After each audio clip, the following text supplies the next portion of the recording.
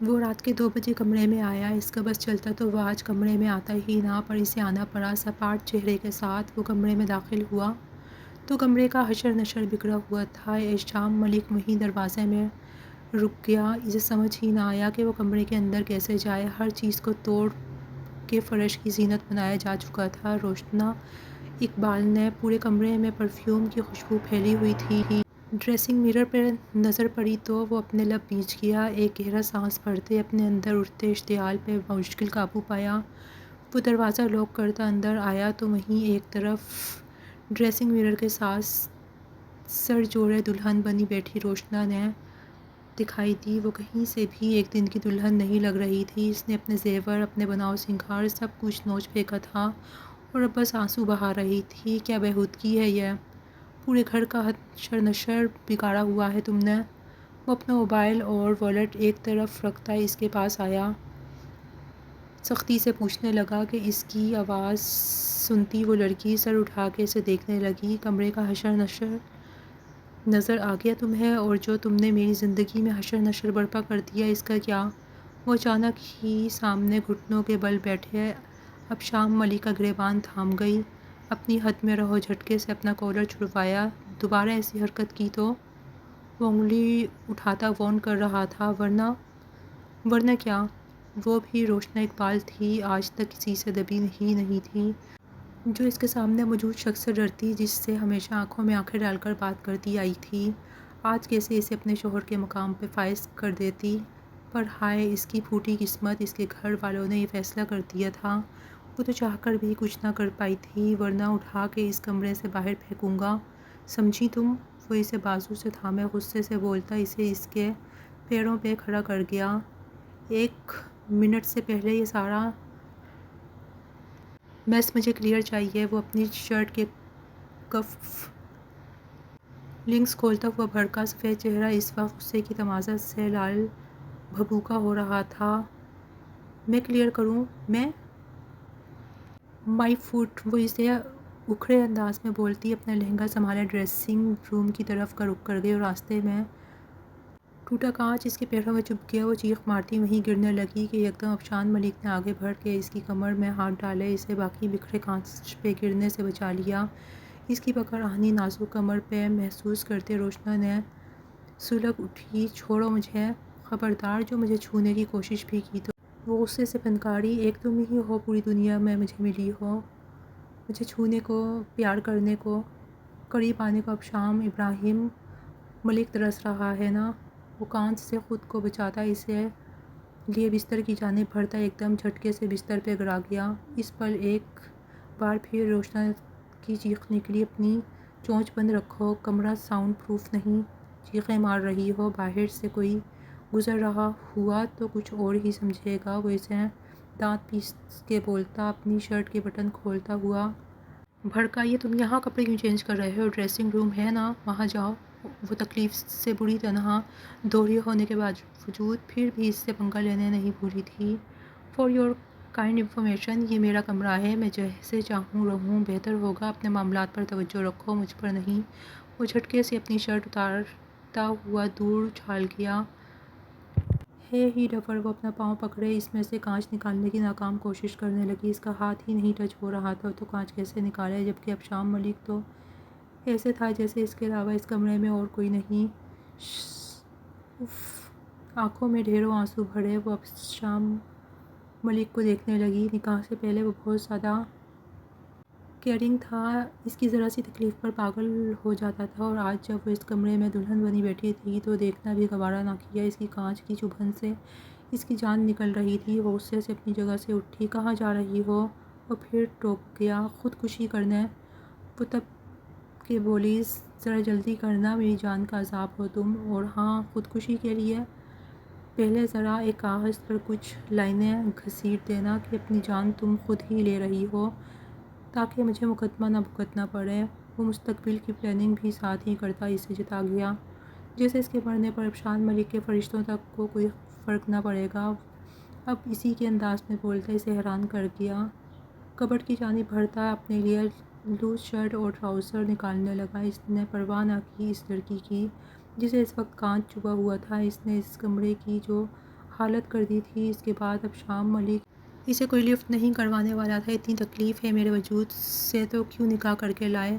دل کا درد زبان پر پھر ہلکوڑے لینے لگا۔ اس کی اس قدر صفاقی جیسے روشنا کو ہضم نہیں ہو رہی تھی، پاگل ہو گیا تھا، دماغ سٹک گیا تھا۔ چچا جان کی تکلیف برداشت نہیں کر پایا۔ ان کے جڑے ہاتھ دیکھتے میں بے بس ہوا۔ وہ اپنے کپڑے ایک طرف پھینکتا اس کی جانب آیا اور غصے سے پھنکارا کہ روشنا نے ایک پل کو اس کی دھار سے سہم گئی۔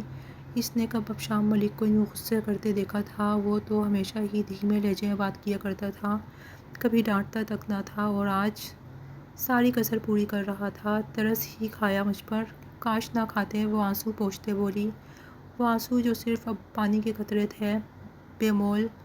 تم پر نہیں کھایا چچا جان کی حالت دیکھ کے میں نے یہ فیصلہ کیا، اور تم اتنی خود غرض ہو کہ وہ شخص جس سے تم پیار کے دعوے کر رہی تھیں وہ عین نکاح کے وقت بھاگ نکلا۔ تمہارے باپ کی عزت کو رون کے بجائے تم شرمندہ ہو، تم ہردرمی دکھا رہی ہو۔ وہ بھاگا نہیں، اس کے ساتھ ضرور کوئی مسئلہ، بھاڑ میں جائے وہ اور اس کا مسئلہ۔ آج کے بعد تمہاری زبان پر کسی نامحرم کا نام نہیں آنا چاہیے، ورنہ آج تو یہ کانچ پاؤں پر لگا ہے نا، اگلی دفعہ اسی کانچ سے گلا بھی کاٹ سکتا ہوں۔ اس کا جارحانہ انداز دیکھتے روشنا نے تو دنگ ہی رہ گئی۔ 4 سے 5 گھنٹے ہوئے تھے ان کی شادی کو، اور کیسے حق جتا رہا تھا، بلکہ کیسے جلاد بن کر وارن کر رہا تھا۔ اس کی بے یقین نظروں کا ارتکاز خود پر محسوس کرتا آگے بڑھ کے اسے تکیے پہ دھکا دیا۔ وہ ہلکی پھنکی سی نازک جان اس کا ہلکا سا دھکا بھی برداشت نہیں کر پائی تھی اور تکیے پہ جا گری۔ اب شام کی پہلی رات کی بے وقتی اسے زندگی بھر یاد رہنے والی تھی۔ اگلے ہی پل وہ اس کا پاؤں اٹھا کے اپنے تھائی پہ رکھتا اس میں سے چھپا کانٹا نکالنے لگا۔ کانچ کھینچ کے نکالا تو تڑپ گئی، اٹھ کے بیٹھنا چاہا کہ اب شام نے اسے پھر سے تکیے پہ دھکا دیا۔ وہ منہ بگاڑ کے غصے سے اسے دیکھنے لگی جو اب اس کے پاؤں سے روئی کی مدد سے خون صاف کرنے لگا، اور پھر اس پر بینڈیج کر دی۔ پاؤں نہ چاہتے ہوئے بھی واپس بستر پر دھیرے سے رکھا، اس پر کمفرٹر ڈالا اور خود اٹھ گیا۔ نہ جانے وہ یہ کیوں کر رہا تھا، خود ساختہ سوال کو جھٹک دیا اور دور ہٹا۔ روشنا نے آنسو پوچھے، ایک سسکی بھری۔ اب دونوں کے بیچ گہری خاموشی تھی۔ تھوڑی دیر میں دروازے پہ دستخط ہوئی اور ملازمہ اندر آئی۔ پورا کمرہ بکھرا دیکھ کر وہ تھوڑا سٹپٹائی تھی۔ ایسے کیا دیکھ رہی ہو؟ جو بکھرا ہے اسے سمیٹو اور جاؤ یہاں سے، مگر یہ خبر باہر مت لے جانا ورنہ اندر کروا دوں گا۔ وہ آج کسی کو بھی بخشنے کے موڈ میں نہیں تھا۔ ملازمہ کا چہرہ فک ہو گیا، پھر مالک کے حکم پہ پورا کمرہ کچھ منٹوں میں ہی چمکا کے باہر نکل گئی۔ وہ شاور لے کے باہر آیا تو کمرہ بالکل صاف ستھرا تھا، بالکل اسی شان کے مطابق۔ اس کا بھٹی بنا دماغ بھی کچھ جگہ پہ آیا تھا، ورنہ گند دیکھ کر اس کا دماغ گھما ہوا تھا۔ مرر کے آگے کھڑے ہوتے وہ اپنے بال ڈرائی کرنے لگا۔ پانی کی بوندیں اس کے برہنہ سینے پہ اب بھی اپنی جھپ دکھا رہی تھیں۔ اس کے سکس ایبس صاف دکھائی دے رہے تھے، بڑے بڑے مسلز کو دیکھتے ایک پل کو روشنا کی ہارٹ بیٹ مس ہوئی۔ وہ بہت خوبصورت باڈی شیپ رکھتا تھا، پر کبھی روشنا کو نہ پتہ لگ سکا۔ وہ کبھی بھی روشنا کے سامنے یا کسی کے سامنے بھی اس حالت میں نہیں آیا تھا، تو وہ کیسے جان پاتی؟ اس کا کثرتی جسم دیکھتی روشنا کے دل کی حالت عجیب ہو گئی تھی۔ وہ فوراً اپنا رخ دوسری جانب پھیر گئی، بے شرم کہیں کا، اور دھڑکتے دل کو سنبھالنے لگی۔ اب شام ملک نے پاس پڑی اپنی سلیو لیس شرٹ کو پہنتے بستر کی جانب قدم بڑھائے اور ایک طرف بیٹھتے موبائل اٹھا لیا اور اس پہ آئے میسیجز چیک کرنے لگا، جس میں موسٹلی اس کے دوستوں کے تھے۔ ان میسیجز میں زیادہ یہی سوال تھا کہ اچانک شادی کر لی، پتہ بھی نہ چلنے دیا، یار تو چھپا رستم نکلا۔ وہ سب کے میسیجز اگنور کرتا، بیک گراؤنڈ سے ٹیک لگاتا، اپنی ایف بی آئی ڈی کو کھولتا، اب سرچنگ کر رہا تھا۔ میسیجز پہ میسیجز، ڈھیروں میسیجز آ رہے تھے۔ وہ سر پکڑ کے اسے دبانے لگا۔ اس کی شادی کی پک ہی وائرل ہوئی تھی، اس کے تمام سرکل میں ادھم مچ گیا تھا، کیونکہ واحد ایک ہی ٹاپر بزنس ینگ مین تھا جس کا آج تک کبھی کوئی اسکینڈل نہیں تھا، کیونکہ آج تک نہ یہ کسی لڑکی کے قریب گیا نہ کسی کو قریب آنے دیا۔ پھر اچانک اس کی شادی کی خبر پورے میڈیا اور سوشل میڈیا پہ گردش کر رہی تھی۔ عجیب عجیب بیان سامنے آ رہے تھے۔ وہ جتنا دیکھ رہا تھا اس کا سر اتنا ہی پھٹ رہا تھا۔ وہ لائٹس آف کرتا، سائڈ لیمپ کو روشن کر گیا۔ اب کمرے میں مدھم روشنی تھی، جبکہ پہلو میں موجود ہستی کو وہ سوچنا بھی نہیں چاہتا تھا جو سسک رہی تھی۔ یقیناً اپنے اس بے وفا کبھی نہ بننے والے شوہر کے بارے میں ہی سوچ رہی ہوگی۔ اف! احشام ملک کو جھرجھری آئی کہ وہ اب اس کی ملکیت ہے۔ وہ بالکل پاک صاف جذبات کا مالک شخص تھا، اپنے دل بالکل صاف رکھا تھا اپنی شریک حیات کے لیے۔ اس کے جذبات پر، جسم پر صرف اسی کا حق تھا جو صرف صاف شفاف انداز میں اس کی زندگی میں شامل ہوتی، مگر اپنی شریک حیات سے وہ یہی چاہتا تھا۔ پاک جذبے پر اس کی شریک حیات اس کی زندگی میں آنے سے پہلے ہی اپنے حصے کی محبت کر چکی تھی، وہ اپنا دل دے چکی تھی۔ پھر وہ ایک ایسی لڑکی کے ساتھ ساتھ کیسے خود کو جوڑ سکتا تھا جس کا دل ہی صاف نہ ہو؟ وہ ماتھے پہ ہاتھ رکھے آج کے پورے دن کے ہوئے واقعات اور حالات کو سوچتا چلا جا رہا تھا۔ احشام ملک بیٹا، میری عزت کا سوال ہے، میری بیٹی سے شادی کر لو، ورنہ دلہن بیٹھی لڑکی کی بارات نہ آئے اور وہ کنواری رہ جائے تو لوگ اسے جینے نہیں دیتے۔ میری بچی اس معاشرے کے طعنے نہیں سہن پائے گی۔ اس کی زندگی بچا لو، میں تمہارے آگے ہاتھ جوڑتا ہوں۔ وہ آج کی اپنے چچا جان کی باتیں یاد کرتا دل ہی دل میں تلخ ہوا اور روشنا کی طرف کروٹ لی، جو پتہ نہیں جاگ رہی تھی کہ سو رہی تھی، پر اب بالکل چپ تھی۔ احشام، یہ دیکھو کیسا ہے، فوجی ہے فوجی، جلد ہی رشتہ بھیج رہا ہے۔ میں نے کہا ہے اسے پہلے تمہاری تصویر اپنی کزن کو دکھاؤں گی، وہ اوکے کرے گا تو ہی بات ہوگی۔ روشنا نے کی کچھ عرصے پہلے کی کئی باتیں یاد آنے لگیں اسے۔ وہ گہرا سانس بھر گیا اور واپس سیدھا ہوتا چھت کو گھورنے لگا۔ اللہ، میرے نصیب میں ادھوری لڑکی کیوں آئی؟ یہ پہلا گلہ تھا زندگی کا جو وہ اپنے اللہ سے کر رہا تھا، اور شاید اس کا گلہ جائز بھی تھا۔ شاید وہ اپنے جذبات پر بعد میں پچھتانے والا تھا۔ صبح فجر کی اذانوں پہ احشام ملک کی آنکھ کھلی۔ اس سے پہلے وہ اٹھتا، کچھ سمجھ پاتا، اپنے سینے پہ وزن محسوس کرتا، وہ چونکا۔ روشنا نے اس کے سینے پہ سر رکھا، اپنا ایک بازو اس کے سینے کے گرد پھیلائے، گہری نیند میں اس کے ساتھ چپکی ہوئی تھی۔ ایک پل کو احشام ملک سٹک گیا، اسے یقین نہ آیا یہ لڑکی اس کے قریب بھی آ سکتی ہے، پر یہ سب نیند کی بدولت تھا۔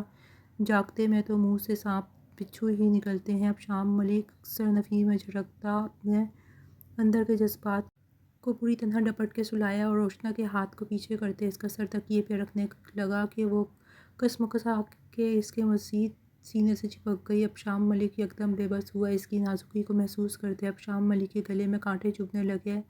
بندہ بشر تھا، پاس ہی محرم تھی، کتنا قابو کر سکتا اپنے جذبات پر، جبکہ وہ اچھی بھی لگتی ہو؟ پر سب کچھ اس نے بکھیر دیا کسی اور سے محبت کر کے۔ یہ بات وہ چاہ کے بھی بھلا نہیں سکتا تھا، وہ اپنے حصے کی محبت کر چکی تھی۔ ان کے بیچ اب سب کچھ ہو سکتا تھا، پر محبت نہیں ہو سکتی تھی۔ وہ سپاٹ چہرے اور سخت دل کے ساتھ اسے تکیے پہ پٹکتا خود ذرا سا جھکا تھا کہ تبھی روشنا کی آنکھ کھل گئی۔ اپنے اوپر جھکے احشام ملک کو دیکھ کر اس کی آنکھیں حیرت سے پوری کھل پڑیں اور ایک دم اس کے سینے پہ دونوں ہتھیلیاں جمائے اسے پیچھے دھکیلنے کی ناکام کوشش کرنے لگی۔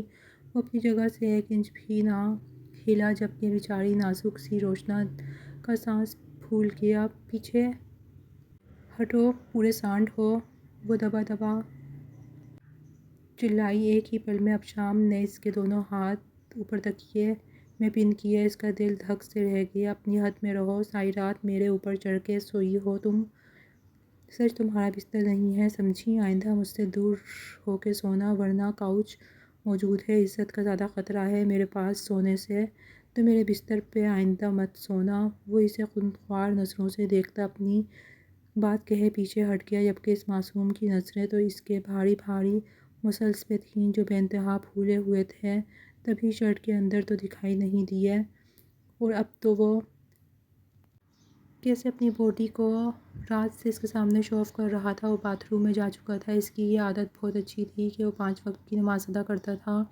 یوں تو روشنا نے بھی نماز ادا کی تھی، لیکن اکثر اس کی نمازیں چھوٹ جاتی تھیں، اور تب ایک اچھا اور پیارا دوست ہونے کے ناطے احشام ملک اسے پیار سے سمجھایا کرتا تھا، اور وہ اس کے پیار ہی کی تو عادی تھی۔ اب اس کا یہ غصیلا اور جارحانہ انداز وہ برداشت نہیں کر پا رہی تھی۔ آنکھوں سے آنسو بہنے لگے۔ اسے احشام ملک کا رویہ تو دکھائی دے رہا تھا، پر اپنا عمل دکھائی نہیں دے رہا تھا۔ وہ اپنے آنسو پہنچتے اٹھی اور وضو کرنے کا ارادہ کیا۔ پھر رات کو وہ لہنگے میں ہی سو گئی تھی۔ الجھن تو بہت ہوئی پر ٹھیٹ بنی رہی، اور پھر پاؤں پہ کانچ چبھنے کی وجہ سے وہ تکلیف میں اتنی تھی کہ اپنا ڈریس تک نہیں چینج کر پائی۔ اب چینجنگ روم میں جاتے ہوئے اس نے کبرڈ کھولی تو وہاں اسے اپنے لیے ایک سادہ سا سوٹ دکھائی دیا۔ وہ باہر آئی اور وضو کرتے ہی نماز فجر ادا کرنے لگی۔ نماز ادا کر کے وہ بمشکل لڑکھڑاتے چلتی بستر پر جا کر لیٹ گئی۔ اس کو ابھی بھی درد تھا، پر اب وہ باہر جانے سے گریز برت رہی تھی۔ ڈر بھی رہی تھی کہ کوئی اسے کچھ کہہ نہ دے، پر کب تک بچتی؟ جو کچھ کل ہوا اس کے بعد اب ساری زندگی ہی سننا تھا۔ 8 بجے کے قریب بمشکل ہی وہ لڑکھڑاتے نیچے اتری اور ناشتے کی ٹیبل تک ڈرائنگ روم میں آئی۔ ابشام ملک ابھی تک واپس نہیں لوٹا تھا۔ وہاں پھپھو شاہینہ کو دیکھ کر وہ وہیں تھم گئی۔ ان کے چہرے پہ بے انتہا درجے کی سنجیدگی تھی۔ روشنا کو دیکھ کر ان کے ہاتھ وہیں تھم گئے۔ آنکھ کھل گئی تمہاری؟ یہ طوفان بدتمیزی مچایا ہوا تھا رات کو پھپھو؟ وہ منمنائی۔ چپ، ایک دم چپ، آواز نہ آئے۔ کتنا میس پھیلایا تم نے، خدا کی پناہ! ایک تو چوری، اوپر سے سینہ زوری۔ ہر معاملے میں تمہارا ساتھ دیا اور تم نے اتنا شور شرابہ ڈالا، کوئی لحاظ، کوئی شرم نہیں؟ وہ بہت سنجیدگی اور دھیمے لہجے میں سخت الفاظ بول رہی تھیں۔ روشنا کا سر جھکا، اس نے آنسو پہنچے اور انہیں دیکھنے لگی۔ ایسے مت دیکھو مجھے، ابشام نے کچھ نہیں بتایا؟ ملازمہ سے سب کچھ پتہ چلا ہے، جس نے تمہارا کمرہ صاف کیا۔ کیوں کی توڑ پھوڑ؟ کون سا غصہ بھرا ہے تم میں، ہاں؟ اور کتنا سر جھکانا ہے اپنے باپ کا؟ وہ بنا پلک جھپکے سے بولے جا رہی تھیں اور روشنا کا جی چاہا وہاں سے خود کو غائب کر دے۔ تم نے کہا تمہیں اس فوجی سے شادی کرنی ہے، میں اکیلے تمہارے ساتھ کھڑی رہی اور تم نے یہ کیا اور وہ بھاگ گیا۔ وہ تو ابشام ملک نے سمجھداری کا ثبوت دیا جو اپنے چچا جان کی عزت کا پاس رکھا، ورنہ کون چاہتا تمہیں؟ ان کی صاف اور کھڑی باتیں روشنا کا دل اور برا کر رہی تھیں۔ جتنا تم نے میس کریٹ کرنا تھا کر لیا، اب مزید میں کچھ غلط ہوتا نہ دیکھوں، ورنہ مجھ سے برا کوئی نہیں ہوگا۔ رسپیکٹ دے کے بات کیا کرو شوہر سے، اب یہ آخری وارننگ ہے۔ وہ انگلی اٹھا کر اسے تنبیہ کر رہی تھیں۔ روشنا نے ارد گرد نگاہ دوڑائی تو سد شکر کیا کوئی بھی نہیں تھا، ورنہ ملازموں کے سامنے ہی عزت ہو رہی ہوتی تو وہ خاموش بیٹھی رہی۔ ناشتہ ملے گا؟ اچانک ابشام ملک کی آمد پر سلسلہ کلام ٹوٹا۔ ارے ابشام بیٹا آؤ، بیٹھو، میں ناشتہ لگواتی ہوں، میں مما سے مل کے آتا ہوں۔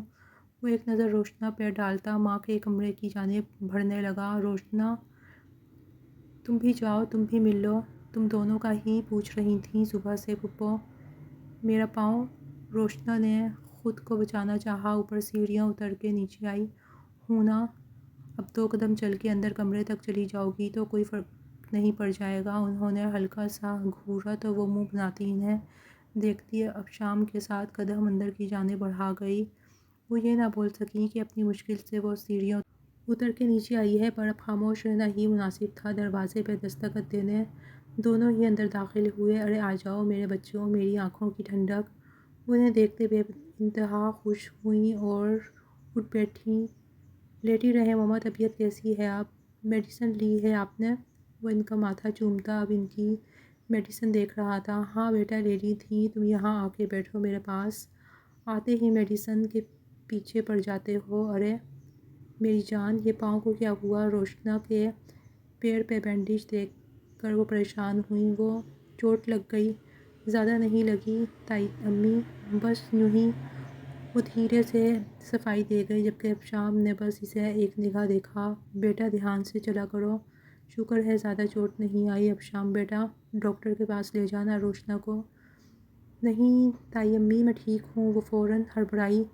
اسی اثنا میں ابشام ملک کے نمبر پہ کال آنے لگی تو وہ کال ریسیو کرتا باہر نکلا اور بات مکمل کرتا پھپھو شاہینہ کی جانب بڑھا جو کچن میں کھانا بنا رہی تھیں۔ پھپھو وہ پلٹیں۔ ارے شام بیٹا تم اندر آئے، کچن میں کیا ہوا؟ چلو آؤ، ناشتہ لگا دیا ہے پھپھو۔ وہ ان کا ہاتھ تھام گیا۔ ایک ریکویسٹ ہے، آپ پلیز روشنا کو ڈانٹا نہ کریں، مجھے بالکل اچھا نہیں لگتا جب اسے کوئی بھی ڈانٹتا یا کچھ کہتا ہے تو پتہ نہیں اس جگہ تکلیف ہوتی ہے۔ وہ اپنے دل کے مقام پہ ہاتھ رکھتے ہوئے بولا تو شاہینہ پھپھو اسے پیار بھری نگاہ سے کو ایک چپت رسید کر گئیں۔ بہت برا لگ رہا ہے جناب کو، لیکن وہ کچھ بدتمیز ہو گئی ہے نا، مان جاؤ، اگر ابھی بھی نہ سمجھایا تو مزید بگڑ جائے گی۔ اور تمہارے ہی لاٹ کا نتیجہ ہے جو یہ دن دیکھنا پڑا۔ وہ لگے ہاتھ اسے بھی سنا گئی تھیں۔ پھپھو میں کر لوں گا ہینڈل، آپ پلیز۔ وہ ایک آنکھ ونک کرتا انہیں پھر سے روک رہا تھا۔ اچھا اچھا میری جان، نہیں کہتی کچھ تمہاری بیوی کو خوش؟ پر اب وہ مجھے بدتمیزی کرتی دکھائی نہ دے۔ وہ ساتھ فون بھی کر گئیں۔ وہ کچن سے باہر آیا شبو کی تلاش میں، جس نے رات والی کارستانی گھر والوں کو کسی خبر نامے کی طرح سنائی تھی۔ شبو جو ایک کونے میں چھپ کر بیٹھی تھی، اسے کان سے پکڑا۔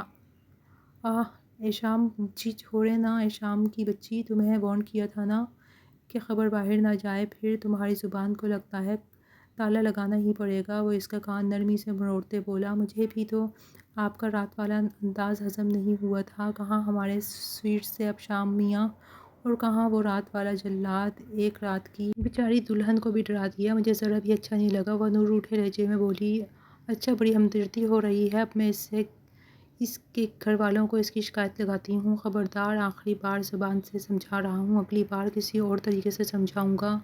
اچھا نہ چھوڑیں، شاہینہ جی کچھ کچن میں بلا رہی ہیں، اپنی لاڈلی دلہن کا ناشتہ بھی تو تیار کرنا ہے۔ وہ وہاں سے کھسک گئی۔ شاہینہ پھپھو جو کچن سے ان کی نوک جھونک سن رہی تھی، اب شام ملک کو گھوڑی سے نوازا۔ شاہینہ پھپھو جوانی میں ہی بیوہ ہو گئی تھیں، پر انہوں نے دوسری شادی نہ کی تھی۔ ادھر 5 سالہ روشنا کی والدہ کو بھی کینسر ہوا تھا، وہ بھی جان فانی سے کوچ کر گئیں۔ ایسے میں شاہینہ پھپھو نے روشنا کی ذمہ داری خود لی تھی۔ وہ بچپن سے اس کے سب سے زیادہ قریب تھیں، اس کی ماں بھی، خالہ بھی، دوست بھی۔ پر آج روشنا اداس تھی۔ رات کو ایشال ملک کے روپ میں دوست چھوٹا تھا، تو آج دوست کے روپ میں اس کی پھپھو بھی چھوٹ چکی تھیں۔ ہاں، تائی امی کا اسے بے تحاشا پیار ملا تھا۔ وہ اس کا ماتھا چومے اس کے اندر ٹھنڈک پیدا کر گئی تھیں۔ اسے کچھ حد تک سکون آیا تھا۔ وہ باہر آئی تو دونوں ہی اسے دیکھ کے چونکے۔ پاؤں پہ چوٹ بھی لگوا بیٹھی ہے تمہاری بیوی؟ اب کی بار خشمگین نگاہوں سے روشنا کو دیکھتے وہ ابشار کے کان میں دھیرے سے بولی تھیں، تو وہ کان کھجا گیا اور باہر روشنا کے پاس آتا اس کے ساتھ والی چیئر گھسیٹ کے بیٹھا۔ وہ ناراض سی لگی۔ ابراہیم صاحب اور اقبال صاحب دونوں بھائی ایک ساتھ ڈرائنگ روم میں داخل ہوئے تو ایشام اور روشنا نے دونوں کو سلام کیا۔ وعلیکم السلام بیٹا، خوش رہو آباد رہو۔ ابراہیم صاحب نے بیٹے اور بہو کو خوش دلی سے دعائیں دیں۔ وہ دونوں نماز کے بعد واک پہ نکل جایا کرتے تھے اور ناشتے کے وقت ہی واپس لوٹتے تھے۔ اقبال صاحب نے ایک نظر بیٹی کے جھکے ہوئے چہرے کی جانب دیکھا اور چیئر گھسیٹتے بیٹھے۔ یہ ان کی ناراضگی تھی روشنا سے، اور ان کی ناراضگی روشنا کی جان پر بنی ہوئی تھی۔ وہ کیوں ناراض تھے اب، جب ان کی خواہش احترام کرتے ہوئے اب شام سے نکاح بھی کر لیا گیا تھا؟ پھر بھی وہ دل ہی دل میں سوچتی سر جھکائے بیٹھی تھی، ارے روشنا بیٹا، ناشتہ کیوں نہیں کر رہی؟ ابراہیم صاحب نے ہی اسے ٹوکا۔ جی تایا ابو، وہ بس اتنی ہی بھوک تھی، اتنا کہتے وہ اٹھنے لگی، ناشتہ مکمل کرو۔ اب شام نے اس کا ہاتھ تھامے سے واپس بٹھا دیا تو وہ ناچار سب کے سامنے یوں اب شام کے حق جتانے پہ دل ہی دل میں سیکھپا تو ہوئی، مگر چپ ہی رہی۔ ناشتے کے بعد شام اب اقبال صاحب کے پاس آیا اور ان سے روشنا کے حق میں معافی مانگی۔ وہ بھلے اس سے خفا تھا، لیکن کسی کی اس کے لیے ناراضگی اور نفرت وہ برداشت نہیں کر پا رہا تھا۔ وہ کمرے میں آ کر سارا دن یوں ہی لیٹی رہی، دل بے حد اداس تھا۔ سبھی اس سے خفا تھے، جبکہ وہ خود سے خفا تھی۔ تبھی اس کے موبائل پہ کال آنے لگی۔ اذان کالنگ دیکھ کر وہ لب بھیج گئی۔ کل نکاح کے وقت وہ غائب ہو گیا تھا، کوئی نہیں جانتا تھا کہ وہ کہاں ہے۔ خود کو فوجی کہلوانے والے کا کل راز کھلا، وہ کوئی فوجی نہیں تھا، بس اپنی ایف بی کی آئی ڈی کو اے آئی سے چینج کروا کے فوجی کی پک لگائی تھی اور خود کو میجر اذان لکھا تھا۔ پر حقیقت تو کل ہی کھلی۔ وہ ایک بینک میں مینیجر تھا۔ اسی کی ایک دوست نے کل آ کے سارا راز کھولا، پر وہ یہ راز بھی صرف روشنا نہیں جانتی تھی۔ سب کو بتا کے وہ پھر سے خود کو سب کی نظروں میں مزید نہیں گرا سکتی تھی۔ کال بند ہو کے پھر سے آ رہی تھی۔ اتنے میں ایشام روم میں داخل ہوا۔ موبائل پہ آنے والی کال کو دیکھ کے ماتھے پہ بل ڈال گیا اور آگے بڑھ کے کال ریسیو کر کے اسپیکر پہ ڈالا۔ روشنا نے، کہاں ہو تم؟ میری کال کیوں نہیں ریسیو کر رہی؟ پلیز مجھے غلط مت سمجھنا، میں تم سے بہت محبت کرتا ہوں، بس میں کھونے سے ڈر گیا تھا، اس لیے نہ اپنا سچ بتا سکا، نہ کل بارات لا سکا۔ میں نہیں چاہتا تھا ہمارا رشتہ جھوٹ کی بنیاد پر بنے۔ میں تمہیں سب سچ بتا کے ہی تم سے شادی کرنا چاہتا تھا، پر کرن نے سب برباد کر دیا، اس نے تمہیں سب کچھ بتا دیا اور میں چاہ کے بھی تمہارا سامنا کرنے کی ہمت نہیں کر پایا تھا۔ ہو سکے تو مجھے معاف کر دینا۔ تم جب کہو گی میں اپنی اصلی مما کو تمہارے گھر لے آؤں گا، اور تمہیں دل سے آئندہ یہاں کال مت کرنا ورنہ سر توڑ دوں گی تمہارا۔ وہ انتہائی غصے سے بھڑکی۔ دوسری جانب ایک پل کو خاموشی چھا گئی۔ روشنا تم؟ دھیمی آواز سنائی دی۔ روشنا نہیں مسز روشنا، اب شام ملک اپنی خیر چاہتے ہو تو دوبارہ میرے نمبر پہ کال نہ کرنا، مجھ سے رابطہ کرنے کی کوشش مت کرنا ورنہ سیدھا گولی ماروں گی تمہیں۔ وہ غصہ چاہ کے بھی ضبط نہ کر پائی تھی اور شام کے ہاتھ سے موبائل لیتے کال کاٹ کے اس کا نمبر بلاک لسٹ میں ڈال دیا۔ اب شام خاموشی سے اسے دیکھ رہا تھا۔ رات کو ہمارے ولیمے کا فنکشن ہے، کچھ دیر تک پھپھو ڈریس اور باقی سامان لے کر آئیں گی تو تیار ہو جانا، وقت پہ بیوٹیشین بھی آ جائے گی تو۔ اب شام؟ وہ خود بے ضبط کرتے اس کے پاس لنگڑا کے چلتی پہنچی۔ وہ جو ڈریسنگ کے سامنے کھڑا نیا سامان دیکھ رہا تھا، چونکتے ہوئے اسے دیکھا۔ پاؤں میں درد ہے کیا؟ مجھے یاد نہیں رہا، بینڈیج چینج کر دیتا۔ بیٹھو یہاں تم، میں فرسٹ ایڈ باکس لے کر آتا ہوں۔ شام نے نظریں چرائیں۔ شام اسے دیکھ کر بھی نہیں دیکھ رہا تھا۔ اس کا یوں گریز کرنا روشنا کو اندر ہی اندر شرمندہ کر رہا تھا، اور جس طرح شاہینہ پھپھو نے اس کے لیے بولا تھا، اس کے بعد روشنا نے زیادہ شرمندہ ہو گئی تھی۔ رات کو اس نے کیسے افشان پہ اپنا سارا غصہ نکال دیا تھا، جبکہ اس نے تو اس کا ہاتھ تھام کے سب کے سامنے اسے معتبر کیا تھا، اور وہ کتنی خود غرض نکلی تھی۔ میری بات ابھی وقت نہیں ہے شام، کافی کام ہے، مجھے رات کو کر لوں گی چینج، وہ وہاں سے جاتے ہوئے بولی۔ شام نے اس کا ہاتھ تھام لیا۔ تم بیٹھو، میں چینج کرتا ہوں۔ وہ اسے بستر پہ ایک طرف بٹھاتا، وہی نرم اور پیارا دوست بن چکا تھا جو نکاح سے پہلے تھا۔ روشنا کو مزید شرمندگی نے گھیرا، وہ اسے غلط سمجھ بیٹھی تھی۔ اس کی نظر میں شام ہیرو نہیں ولن تھا، جس نے ہیرو کے بعد نہ آنے کا فائدہ اٹھاتے اسے اپنے نام کر لیا تھا، پر وہ ولن نہیں ہیرو تھا، اس نے ثابت کیا تھا آج۔ بینڈیج وہ کر کے جا چکا تھا، بنا اسے کچھ کہنے کا موقع دیے، اور چپ چاپ اسے جاتا دیکھتی رہ گئی۔ ولیمے کی شاندار تقریب میں ہر خاص و عام کو دعوت دی گئی تھی، سبھی مہمان آ چکے تھے، بس دلہن دولہا کا انتظار تھا، جن کی شاندار انٹری کے لیے سبھی اپنی راہیں بچھائے ہوئے تھے۔ اور پھر ان کی انٹری ہوئی۔ شام نے روشنا کا ہاتھ مضبوطی سے تھاما ہوا تھا۔ سب لائٹس آف ہو گئیں، صرف ایک سپوٹ لائٹ آن تھی۔ سب نے ان کی خوبصورت جوڑی کی تعریف کی تھی، یوں لگ رہا تھا جیسے دونوں ہی ایک دوسرے کے لیے بنے ہیں۔ چلو، شام ملک نے اسے چلنے کا اشارہ کیا۔ برا لگے گا؟ وہ منمنائی۔ مطلب؟ وہ سمجھ نہ پایا۔ میں لنگڑا کے چلوں گی تو سب مذاق بنائیں گے، اور میری وجہ سے آپ۔ وہ کیسے تم سے آپ پر آ گئی تھی؟ شام ملک دیکھتا رہ گیا۔ اس میں بدلاؤ صاف محسوس کیا جا سکتا تھا۔ شام نے ایک نظر سب کی طرف دوڑائی، سب کی نگاہیں ان دونوں پر ہی مرکوز تھیں۔ شام کو بھی اندازہ ہو گیا تھا، اس لیے ایک دم آگے بڑھ کے اس نے اپنی دلہن کو اپنی باہوں میں بھر لیا۔ ہر طرف سے سناٹا چھا گیا۔ سپوٹ لائٹس ابھی بھی آن تھیں، کیمرے کی لائٹس نے بھی انہی دو کو فوکس کیا ہوا تھا، جس کی آنکھیں ایک دوسرے کی آنکھوں میں تھیں اور دنیا جہاں سے بے خبر تھے۔ ان دونوں کا مچلنا بے انتہا پیارا لگ رہا تھا۔ وہ پھولوں سے بھی نازک وجود کو باہوں میں بھرے قدم بقدم اس کی طرف بڑھ رہا تھا، جبکہ روشنا کی باہیں اس کے گرد حائل تھیں اور نگاہوں کا ارتکاز وہ خوبصورت دلکش مرد تھا۔ وہ اسے لیے اسٹیج کی سیڑھیاں چڑھتا رہا۔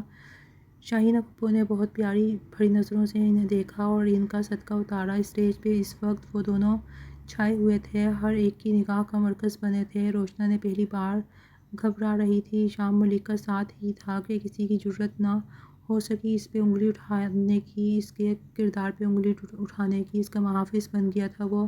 ایک خوبصورت مسکان نے اس کے لبوں کا احاطہ کیا۔ پہلی بار شام کو دیکھنے کی نظر بدلی تھی، وہ اس کے دل میں آج پہلے سے زیادہ اپنا مقام بنا گیا تھا۔ مسکان چہرے پہ سجی تو مزید دلکشی چھا گئی، پر کون جانتا تھا اس مسکان کو نظر لگنے والی ہے۔ ابھی تو وہ شام ملک کے ساتھ ان لمحوں کو جینے کی امنگ پیدا کر رہی تھی۔ سامنے ہی اذان آتا دکھائی دیا، کتنا کرب تھا اس کے چہرے پہ، جیسے سب کچھ ہار گیا ہو۔ روشنا کے چہرے سے مسکان ہٹی تھی۔ شام بھی اذان کو دیکھ کر ایک دم سنجیدہ ہو گیا۔ اذان سیدھا چلتا اسٹیج پر آیا۔ Congratulations Mrs Roshna. Absham ملک وہی دربھرا لہجہ اور سکون میں زخمی پن اور چہرے پہ مسکان۔ روشنا نے اسے یک ٹک دیکھے گئی۔ اللہ سے دعا کروں گا آپ کی دائمی خوشیوں کی، ہو سکے تو مجھے معاف کر۔ اس سے پہلے کہ وہ اپنی بات مکمل کرتا اقبال صاحب اسٹیج پر آئے۔ کیا کر رہے ہو تم یہاں؟ جرأت کیسے ہوئی تمہاری یہاں آنے کی؟ اقبال صاحب کا دماغ پل میں گرم ہوا۔ انکل میں معافی مانگنے بھاڑ میں گئی تم اور تمہاری معافی، نکل جاؤ یہاں سے۔ اقبال صاحب نے اسے باہر کا راستہ دکھایا۔ انکل میں مانتا ہوں میری غلطی تھی، لیکن تمہیں سمجھ نہیں آ رہی۔ اقبال صاحب اس کا گریبان پکڑ گئے۔ ان کا بلڈ پریشر ایک دم ہائی ہوا تھا۔ بابا پلیز۔ اس سے پہلے کہ اب شام کچھ کہتا، روشنا نے اپنی جگہ سے بے اختیار اٹھ کھڑی ہوئی۔ اس کی آنکھوں کے آنسو ساری کہانی کہہ رہے تھے۔ اب شام کا دل بری طرح ٹوٹا۔ اسے لگا وہ دو سامنے کھڑے محبت کرنے والوں کے بیچ آ گیا ہو۔ تھوڑی دیر پہلے نظر آنے والا پرفیکٹ مرد اب اذان کی سلگتی نظروں کی زد میں آ گیا تھا۔ تمہاری آواز بھی آئی تو تم میرا مرا منہ دیکھو گی؟ وہ برہمی سے بہت ہی دھیمے لیکن سخت لہجے میں بولے۔ روشنا بری طرح سہم گئی۔ اقبال خود کو کنٹرول کرو اور برخوردار تم جاؤ یہاں سے، اب کہنے سننے کو کچھ نہیں ہے۔ ابراہیم صاحب نے اذان کو وہاں سے باہر جانے کا کہا تو وہ چپ چاپ سر جھکائے وہاں سے نکل گیا۔ ہال میں سب رشتہ دار ایک دوسرے سے چیمہ گوئیاں کرنے لگے۔ ارے یہی وہ لڑکا تھا نا جو کل بارات لے کر نہیں آیا تھا، آج دیکھو کیسے دھڑلے سے آ گیا، ضرور لڑکی نے بلایا ہوگا۔ لوگوں کی باتیں اقبال صاحب کے وجود کو چیرنے لگیں۔ ایک دم سے اقبال صاحب کا بلڈ پریشر لو ہونے لگا۔ چچا جان آپ ٹھیک ہیں؟ احشام ملک نے انہیں تھاما اور ایک طرف بٹھایا اور پانی پلایا۔ مجھے نہیں پتہ تھا اولاد اتنی تکلیف دے گی، ایسی بات نہیں اقبال، تم زیادہ ریئیکٹ کر رہے ہو۔ مجھے اس سب میں روشنا بے قصور نظر آ رہی ہے۔ بھائی مہمان اکٹھے ہیں پلیز۔ شاہینہ پھپھو نے ان کے پاس آتے دھیرے سے مسکرا کے فکرمندی سے کہا تو ارد گرد نگاہ دوڑاتے اقبال صاحب نے گہرا سانس بھرا اور چپ ہو گئے۔ وہ بھی نہیں چاہتے تھے کہ کچھ بھی غلط بول کر بیٹی اور داماد کا تماشا بناتے۔ رات کافی دیر بعد وہ روم میں آیا تو روشنا نے اسی کا انتظار کر رہی تھی۔ اس نے آتے ہی روشنا کو نظر انداز کیا اور اپنی رسٹ واچ اتار کر ایک طرف بیٹھا۔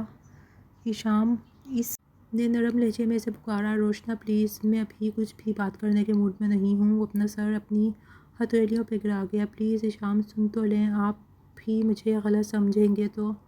غلط؟ وہ اس کی جانب زخمی نظروں سے دیکھتا لب بھینچ گیا۔ آج میں نے دیکھا تمہاری آنکھوں میں کس کے لیے کیا تھا۔ یو لو۔ ہم کسی کو زبردستی اپنی زندگی میں شامل تو کر سکتے ہیں لیکن کسی کے دل میں نہیں گھس سکتے، اور فکر نہیں کرو بہت جلد تمہیں آزاد کر دوں گا اس زبردستی کے رشتے سے۔ اس بات پہ روشنا گنگ رہ گئی۔ کہاں تو وہ رشتہ نبھانے کا سوچ رہی تھی اور کہاں کیا سن رہی تھی۔ کیا دیکھا ہے میری آنکھوں میں تم نے؟ وہ پھر سے تم پر آئی۔ احشام نے دانت پہ دانت جمائے اسے دیکھا۔ یہی اصلیت ہے تمہاری اور اوریجنل روپ، اسی میں رہا کرو۔ وہ اپنے ہاتھ سے پش کرتا وہاں سے ہٹا کہ وہ اس کے ذرا سے پش کرنے سے پیچھے ہی جا گری۔ آہ! اس کی آواز پہ وہ اپنے قدم روکتا اسے دیکھتا پلٹا اور وہ فوراً نیچے اس کے بیٹھتا اسے اٹھانے لگا کہ روشنا نے اس کا ہاتھ جھٹک دیا اور آنسو بہاتے گالوں پر آ گئے۔ میں تو بری ہوں نا، پھر کیوں تھام رہے ہو؟ اور چھوڑنے والے ہیں نا آپ مجھے؟ بس پھر قریب مت آئیں۔ وہ ہچکیاں بھرتے بولتے پھر سے بکھر رہی تھی اور اب شام اسے یوں بکھرتا دیکھ کر تکلیف میں آ گیا اور بنا ایک لفظ اسے کہے باہوں میں بھرتے بستر پر لٹایا۔ وہ روتے ہی جا رہی تھی۔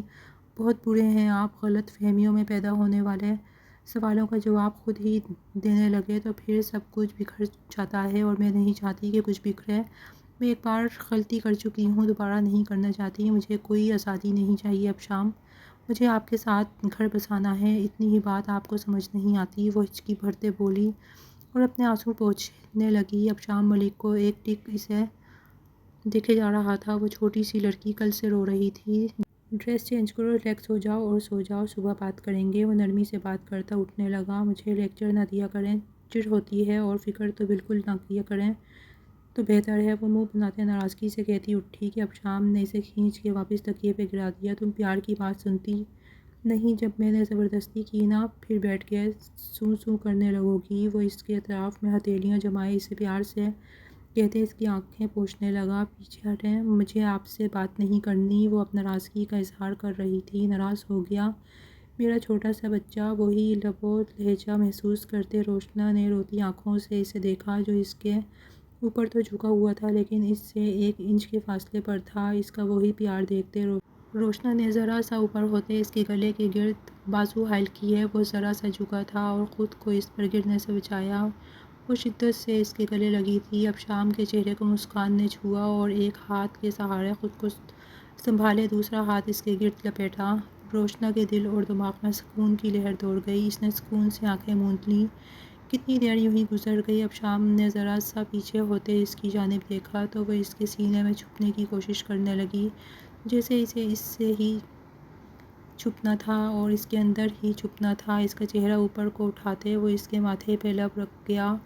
روشنا لرز اٹھی۔ اگلے پل وہ اس کی دونوں آنکھوں پہ لب رکھ گیا، جنہیں کل سے وہ تکلیف پہنچائے ہوئے تھی۔ اب شام وہ ایک دم گھبرا کے اس کے سینے میں چھپ گیا۔ اتنی ڈوز بہت ہے نا، اور بھی چاہیے؟ وہ اس کے گرد باہیں حائل کیے اس کی گردن میں چہرہ چھپاتے بہت نرمی سے بولا۔ تو وہ یوں ہی بیٹھے بیٹھے سرنفی میں ہلا گئی تو وہ مسکرا کے اسے اپنی باہوں میں لیے آنکھیں میچ گیا۔ ان کی شادی کو ہفتہ ہونے کو آیا تھا۔ دونوں کے بیچ ابھی اچھی خاصی دوستی واپس قائم ہو گئی تھی، لیکن یہ حد اجنبی دوستی تک ہی محدود تھی، جسے کسی نے نہیں توڑنے کی کوشش کی تھی۔ البتہ سب گھر والوں کا رویہ روشنا کے ساتھ اچھا ہو گیا تھا۔ وہ ابشام ملک کے سنگ خوش تھی۔ گھر والوں کو اور کیا چاہیے تھا؟ ابشام، میری پوتی کی چھٹیاں ختم ہو رہی ہے۔ ابشام، جو مسلسل 2 دن سے ایک ہی پروجیکٹ میں بزی تھا، اس کی بات سن کے چونکا۔ تو لیپ ٹاپ پر انگلیاں مسلسل چل رہی تھیں کہ تبھی اسے ویڈیو کال آنے لگی۔ جینی کی کال آئی تھی۔ ابشام ماتھا مسل گیا جبکہ روشنا نے تجسس سے اسے دیکھا۔ یہ جینی کون ہے؟ کوئی جن ہے؟ وہ مسکرا کے پوچھ رہی تھی۔ نہیں، لڑکی ہے، دبئی میں مقیم ہے۔ ابشام نے صاف گوئی سے بتایا۔ وہ آپ کو کیوں کال کر رہی ہے؟ ماتھے پہ 2 بل ڈالے پوچھ رہی تھی۔ یار، ہاتھ دھو کے پیچھے پڑی ہے کہ دوستی کر لو۔ اور you know I have one best friend in my life. مزید کی گنجائش نہیں۔ وہ اسے اپنی گود میں کرتا محبت پاش لہجے میں بولا تو اس پل روشنا نے کال یس کر دی۔ ویڈیو آن ہوئی۔ ابشام ملک کو امید نہیں تھی کہ روشنا نے کال ریسیو کر لی ہے۔ سامنے ہی وہ بیہودہ لباس میں بیٹھی دکھائی دی، پر بہت ہی بے ڈھنگے انداز میں وہ بیٹھی تھی۔ اس نے بلیک ہاف گھٹنوں سے اوپر نائٹی پہنی ہوئی تھی۔ اس کا رنگ قدرے سانولا تھا، پر بے باکی عروج پہ۔ کہاں وہ کال کر کے اپنے حسن کے جلوے دکھانا چاہتی تھی، اور کہاں ابشام کی گود میں ایک کم سن خوبصورت لڑکی کو دیکھا تو وہ ایک دم سیدھی ہو کر بیٹھی، لا حول ولا قوت۔ سامنے چینی کا بیہودہ لباس دیکھتے وہ منہ ہی بول میں بڑبڑائی۔ روشنا نے ابشام کے سینے کے ساتھ ٹیک لگاتے لیپ ٹاپ بالکل اپنے سامنے کیا۔ ہائے ابشام، کیسے ہو؟ یہ لڑکی کون ہے؟ وہی بولنے میں پہل کر گئی تھی۔ تم سے مطلب آدھی رات کو غیر مردوں کو فون کر کے اپنے حسن کے جلوے کیوں دکھا رہی ہو؟ روشنا کا انداز کافی حد کا میز تھا۔ ایکسکیوز می، ابشام میرا فیونسی ہے۔ اس کی بات پہ روشنا نے پورا گھوم کے ابشام ملک کو سوالیہ نظروں سے دیکھا۔ میرے اتنے برے دن نہیں آئے کہ اس سے منگنی کروں، تمہیں ہینڈل کر لوں، وہی بہت ہے۔ وہ دھیرے سے اس کے کان میں سرگوشی کرتا اس کے کان کی لو کو بھی چوم گیا۔ روشنا نے پورے جسم سے ایک پل کو جھرجھری فیل کی، جس پر ابشام ایک پل کے لیے مسکرایا۔ شٹ اپ ابشام ملک، میرے شوہر ہیں، تمہارے منگیتر نہیں، اور تمہاری تھوڑی سی تو شرم پیدا کر لو اور میرے شوہر سے دور رہو، ورنہ کیا؟ وہ بھی سیدھی ہو گئی۔ ورنہ لیپ ٹاپ میں گھس کے تمہیں ماروں گی، بے شرم بے حیا لڑکی۔ تمہارے گھر میں بھائی باپ نہیں ہے جو باہر کے لڑکوں کو اپنا دیدار کراتی ہو؟ اللہ تمہیں ہدایت دے، وہ تپے تپے انداز میں بولی۔ اللہ مجھے ابشام ملک دے دے، آمین۔ بدلے میں وہ بھی دعا گو ہوئی۔ مرتی مر جاؤ گی ابشام ملک، نہیں ملے گا۔ ابشام کے گرد باہیں حائل کرتے بچوں کی طرح اسے چڑھا رہی تھی اور بہت بری طرح چڑھ رہی تھی۔ دور ہٹو ابشام سے۔ وہ مزید تپتی تو روشنا کو مزہ آنے لگا۔ وہ اسے مزید تپانے لگی۔ ابشام بس روشنا کو دیکھے جا رہا تھا۔ اس نے ایک غلط نگاہ بھی اس لڑکی جینی پہ نہیں ڈالی تھی۔ روشنا نے اسے تپاتے زبان چڑھائی تھی اور ابشام کی جانب چہرہ کیے اس کے گال پہ کس کر لی تھی اور جینی کو طنزیہ انداز میں دیکھنے لگی۔ جینی کے کانوں سے دھواں نکلنے لگا جبکہ ابشام تو اس کی پیش قدمی پہ اپنا سانس روکے ہوئے تھا۔ پہلی بار وہ بے تکلفانہ انداز میں اس کی گود میں بیٹھی اس کے گال پہ کس کر رہی تھی۔ "آئی ول کل یو" وہ دہاڑی کہ اگلے پل روشنا نے ابشام کے بالوں میں ہاتھ ڈالا، اس کا چہرہ اپنے چہرے سے بہت قریب کرتے اسے یک ٹک دیکھا۔ دونوں کی نظریں ایک دوسرے میں پیوست تھیں تو دل کی دھڑکن بھی ایک ہی تال پہ دھڑک رہی تھی کہ اگلے ہی لمحے روشنا نے اس کے لبوں پہ اپنے لب رکھے۔ ابشام کے پورے جسم میں کرنٹ دوڑ گیا۔ وہ اس لڑکی کو جیلس کروانے کے لیے اس کے پاس آئی، لیکن وہ یہ نہیں جانتی تھی کہ آگ میں کود رہی ہے۔ جینی تو آنکھیں پھاڑے یہ منظر دیکھ رہی تھی کہ اگلے پل دھیرے سے ابشام نے لیپ ٹاپ کی اسکرین آف کر دی۔ وہ نہیں چاہتا تھا اس کے اسپیشل مومنٹس کو کوئی غیر دیکھے۔ وہ ذرا سا پیچھے ہونے لگی۔ اس نے اپنی طرف سے کافی اچھی کوشش کی تھی، لیکن اسے کس کرنا آئی نہیں۔ اس سے پہلے کہ وہ آگ لگا کے پیچھے ہٹتی، اس کے بالوں کے پیچھے ہاتھ رکھے وہ اسے واپس اپنی طرف کھینچتا، اس کے لبوں پہ شدت سے اپنے ہونٹوں سے قہر ڈھانے لگا۔ دونوں ہی کی آنکھیں بند تھیں، سانسیں دھڑکنے کی مانند تھیں، دل کی رفتار بھی بڑھ رہی تھی۔ وہ اپنے ایک دوسرے سے ہاتھ سے اس پہ اپنا پورا حق جتا رہا تھا، اسے مزید سسکنے پہ مجبور کر رہا تھا۔ اسی سنگت میں وہ بہک رہی تھی۔ اس کا بہکا پن ابشام کو مزید اکسا رہا تھا۔ وہ اسے یوں ہی گود میں اٹھاتا بستر کی جانب بڑھا، اس کا سر دھیرے سے تکیے پہ رکھتے ہوئے ایک سیکنڈ کے لیے اس کی جان کی خلاصی کرتا اور لائٹ ڈم کرنے لگا۔ ابشام میں تو بس اس لڑکی کو وہ گھبرائی تھی، وہ تو بس اس لڑکی کو جیلس کروانا چاہتی تھی، پر یہاں تو ابشام ملک کے جذبات میں آگ لگا چکی تھی۔ کیا ابشام قریب خود آئی ہو، جلتی آگ میں خود کودی ہو، اب بھگتو۔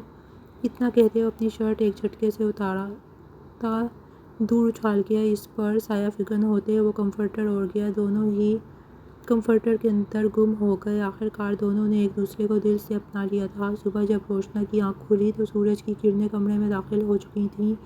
ایک پل کو اسے سمجھ نہ آیا وہ کہاں ہے، پھر رات کا ہر لمحہ اس کی آنکھوں کے سامنے گھوم گیا۔ وہ شرم سے دوہری ہو گئی۔